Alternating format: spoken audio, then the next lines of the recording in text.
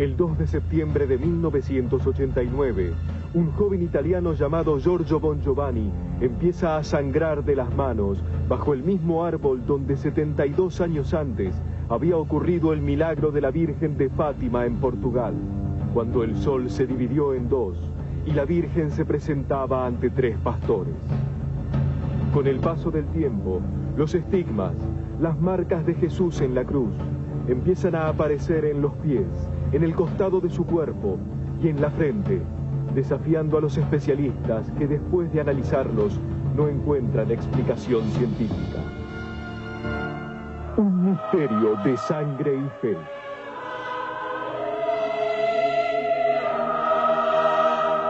El 2 de septiembre de 1989, Giorgio Bongiovanni viaja a Portugal para orar frente a la Virgen de Fátima. Pero frente a la encina que fue muda testigo de la aparición milagrosa, Giorgio se desmaya y se produce en la palma de su mano un pequeño hilo de sangre.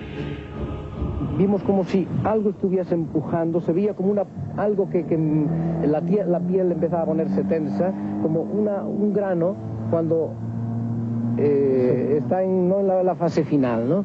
Y cuando fuimos en el coche, fuimos andando, cuando ya íbamos por el camino, que Juliana iba con él en la parte posterior, es la que ha visto cómo ha explosionado la parte posterior de la mano. Sus manos ya no volverían a ser las de antes.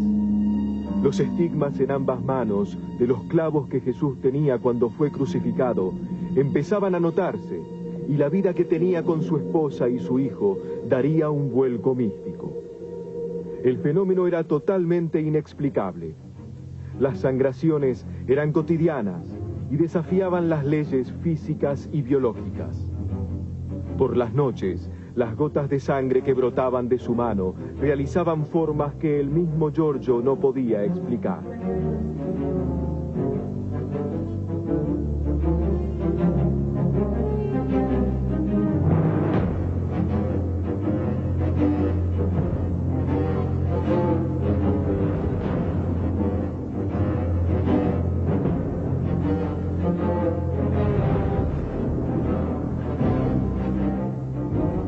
La Madre Celeste me estigmatizó. Yo vi salir del centro de su pecho 2 rayos luminosos que me golpearon las palmas de las manos, de lleno las palmas de las manos. Aquí. Y entonces desde aquel momento vi salir de la sangre que salía de mis manos y comencé a sufrir. Después, poco a poco, esta sangre salía, esta herida se producía también en la parte superior de las manos.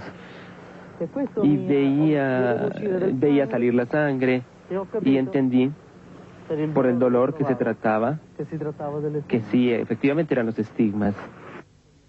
2 años después, en 1991, Giorgio presentaba nuevos estigmas. En esta ocasión, en los pies. El proceso fue largo y doloroso, hasta que las heridas comenzaron a sangrar. En 1992, el tercer estigma se forma al costado de su cuerpo y en forma de cáliz. Ese lugar fue donde Cristo fue clavado con una lanza romana. En 1993 fue en la frente. Y finalmente, el 2 de septiembre de 1996, se manifestaría un nuevo signo de pasión y sufrimiento. El llanto de sangre y la sangración de la corona de espinas. Esta misma estigmatización se produciría durante los años 97 y 98 en Sicilia, Italia. Estas sangraciones no serían permanentes como la de la frente, sus pies o sus manos.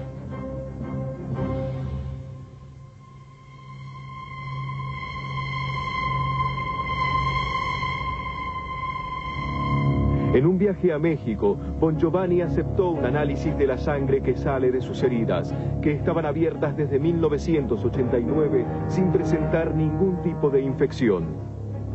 Se realizó el examen y estos fueron los resultados. En el momento de hacer la toma de la herida sangrante, esa sangre, entre comillas, se coagulaba inmediatamente. Al hacer los exámenes vemos que la sangre de esta persona no está anémica, tiene todos sus elementos completamente normales, los tiempos de coagulación normales, y el grupo sanguíneo que encontramos en sangre periférica es idéntico al que encontramos en el material obtenido de la herida sangrante. Durante una sangración, según la información, el cuarto olía a rosas. ¿Y qué es lo que sucede? ¿Empieza a sangrar? ¿Empieza a doler? Sí, miro a Jesús, siento Jesús. Mi traduci tu, Ramón. Siento a Jesús. Siento a Jesús. Y lo vedo. Y lo veo. Sento Gesù, lo vedo, ma lo sento dentro di me. Prima lo vedo e poi vedo che lui mi compenetra. Primero lo veo y después siento que él me compenetra. ¿Cómo sucede? D'improvviso mi chiama. De improviso me llama. E io devo essere pronto a sanguinare, fare questo prodigio. Y yo debo de estar dispuesto para este prodigio, para sangrar. En el mundo hay cerca de 100 personas que tienen los estigmas de Cristo crucificado. Pero estos casos aparecen en diferentes vírgenes que lloran sangre.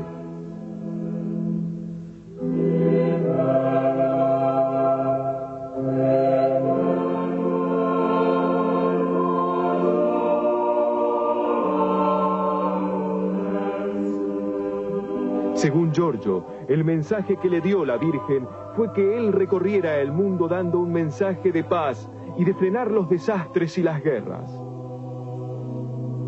Muy pronto, Giorgio Bongiovanni visitará la Argentina invitado en forma exclusiva por Memoria, donde nos mostrará en vivo los estigmas sangrantes de su cuerpo y nos contará el mensaje que le legó la Virgen de Fátima en 1989.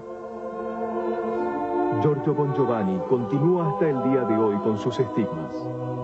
La Iglesia Católica aún no reconoce la autenticidad del tercer mensaje de Fátima.